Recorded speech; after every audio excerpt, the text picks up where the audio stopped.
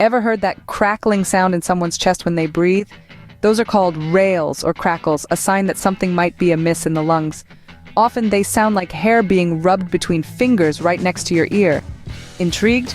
Well, rales can pop up for a variety of reasons. From pneumonia and heart failure to bronchitis and beyond, these little noises are clues whispered from the lungs. When fluid or mucus builds up in the airways, or when the airways pop open during breathing, that's when you hear them. Doctors listen for these sounds with a stethoscope, piecing together clues to protect your health. Always remember, these tiny crackles could be telling a big story about your lungs. If you ever hear them, a visit to the doctor might just be in order.